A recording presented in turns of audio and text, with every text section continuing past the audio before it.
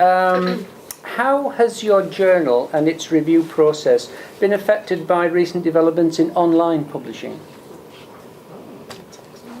Well, our journal doesn't do online publishing yet. So what we do is we put it online after the fact. It's a hard copy, hard print. If you ask that question a year from now, maybe I'll give you a different answer. Okay. Now, what is the moving wall on your, when does your journal content appear online, though? Online, the book reviews appear quite soon after, and they're published before the actual issue is, and then it would be 6 months. So 6 months after something appears in your journal, people can see it? Yeah. Is that in open access? No, No, okay, so you have to have a not yet. subscription. Online is soon going to change everything. Everything. In my first editor's report that I delivered to my AGM on Friday, I'm going to tell people that the printed journal has 10 years to live.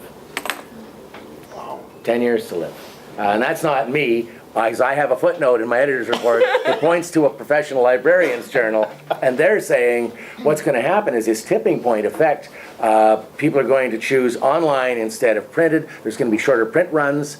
The cost spread will get higher. More people will drop off. Shorter print runs, and eventually, if they print, it's going to be for archival purposes to put in a vault somewhere in very, very small quantities. People will be printing off their own individual articles. Well, the people like the National Library will be anyway. The other exciting things that are happening with online is the capacity. Even though you've got this horrible backlog, you can get the stuff out on the web. And so the person that's got to be promoted, or the person that's just discovered the cure for cancer, can get this stuff out there really fast. We don't need to wait for the right mix of articles to make up an issue anymore. And so it goes on the web without pages, without a volume number, without an issue number. It goes with a DOI. And that's the new standard, and that's going to change our citation practices in a very short period of time. What's the DOI? The DOI, it's in the Chicago Manual style. It's on my bookshelf now. This is the document information number that gives an article that does not yet have a volume number or page numbers, allows you to find it today, and will allow you to find that in 100 years from now. Mm-hmm. So it's the new way of tracking these things. And it's a DOI, not the URL, that's going to be important to academics. The other exciting thing about online is that we're trying to squeeze our articles into 20 pages in the journal, but what happens if you've got a whole bunch of data that you really want to put out there for the odd person who's interested, or if you're a geographer and you got a ton of maps and we'll only let you print about 6 of them, we can now put additional information that's linked to the article in a URL. And if you've got access to the article, you can go somewhere else to get the questionnaires, the data, the maps, the texts, the interview transcripts, and it could be video, it could be audio. So the academic journal article is going to change in character because it's going to be multimedia at the click of a URL.